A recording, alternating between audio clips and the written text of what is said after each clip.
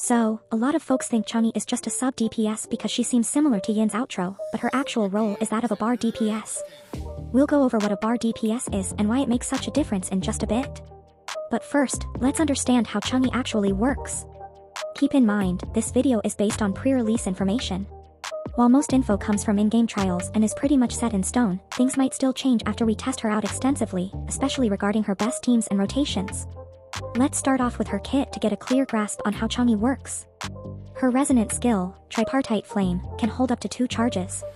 Whenever you use it, Changli will dash towards the enemy and enter through sight for 12 seconds.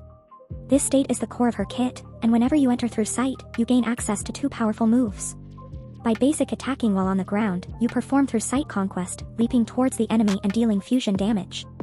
Alternatively, jumping or using a basic attack while midair performs through sight charge, where you dash upwards towards the enemy as a phoenix, dealing fusion damage. Both moves scale off resonance skill damage and instantly end through sight. Her air skill isn't the only tool that lets Changli enter through sight. Her basic and midair attacks are simple 4-hit strings, granting through sight upon landing the 4th attack. Additionally, using your attack or a basic attack after your TR sight charge makes you start your basic string directly from the 3rd attack, allowing for some interesting combos with fast regeneration, which we'll discuss later. Changli's forte revolves around stacking up Flamant to a maximum of 4 stacks. She gains 1 stack every time a TR sight conquest or charge hits the target and 4 stacks upon casting Resonance Liberation. This grants her access to Flaming Sacrifice, an empowered attack. Resonance Liberation is simply a fusion damage AoE nuke with a stunning animation, granting maximum Flamant stacks and a 25% attack bonus during your next Flaming Sacrifice if performed within 10 seconds.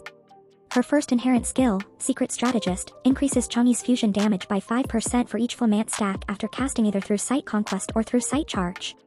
The second inherent skill, Sweeping Force, gives a 20% fusion damage bonus and 15% defense ignore to your 4th heavy attack and Resonance Liberation. Lastly, her intro skill makes her appear midair, attacking a target and granting through sight. Her outro skill provides a 20% fusion damage bonus and 25% liberation damage bonus to the next resonator for 10 seconds or until switched out. Phew, that was a lot. But don't worry. In the rotation section of this video, you'll see how all of this translates into actual gameplay. For skill upgrade priority, first focus on her 4th circuit and Resonance Liberation, as they are the most important skills. These are closely followed by Resonant Skill, and lastly, Basic Attack and Intro. Unlocking her inherent skills as soon as you can is also important because they're just free damage. Unlock nodes whenever you can for free attack percent and crit rate.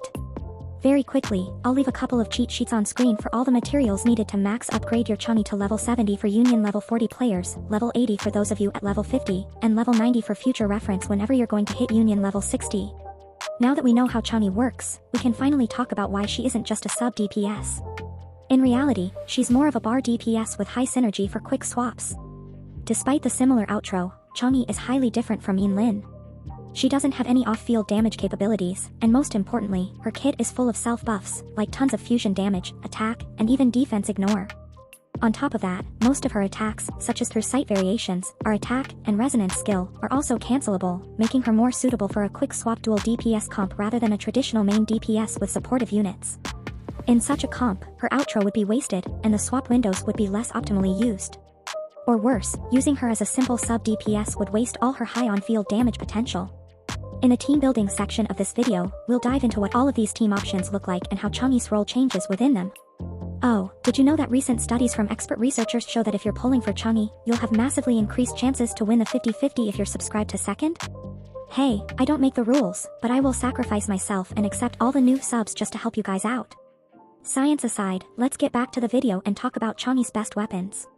Without anyone's surprise, Blazing Brilliance, her signature weapon, will be her best in slot, giving the maximum amount of crit damage, attack percent, and resonant skill damage.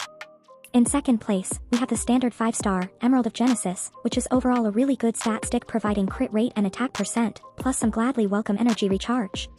For more relatable options, we've got Looming Gloss, Lunar Cutter, and Commando Conviction, all being decent options if you don't have any 5 stars. Alternatively, if you're the most unlikely of free-to-plays, you can always opt for the 3-star Sword of Night while waiting for a decent sword to keep your queen equipped. When it comes to echoes, you don't really have many options other than the fusion set. But I suppose if you really wanted to run sub DPS Changli, even after watching this video, you could give her a Moonlit Cloud set. As for actual echoes, you want to run a 4-3-3-1-1 with the Inferno Rider being your only 4-cost option at the moment and the overall best active echo you can equip. For main stats, you're looking at crit rate or damage on the 4-cost, fusion damage or attack percent on the 3-cost, and of course, attack percent on the 1-cost. Substat priority goes like this: crit rate and crit damage, energy recharge until about 130%, attack percent, and then flat attack or resonance skill damage are both great. If you get Resonance Liberation, don't despair, as it's still pretty good even if less valuable. Now, let's talk about one of the main reasons you're watching this video, Changli's best teams, alternatives, and their rotations. No matter how you decide to play Changli, your healer slot is always going to look the same, with Verena being your best option, like in any other team. This is followed by either Bai for a weaker but similar alternative or Janan for an undervalued yet not bad at all option, providing a bit of everything, though she still doesn't compare to Verena. Changli's best partner outside of the healing slot will be Anchor, by far, as she fits very well with Changli's playstyle, being a fusion damage dealer with a lot of swappable moves. This allows Changli to shine, unlocking her true potential in a quick swap team with a fusion DPS who can use most of her outro buff. The only negative is that, sadly, Anchor doesn't benefit a lot from the Resonance Liberation buff that Changli provides. But surely in the future, we will get an even more fitting alternative.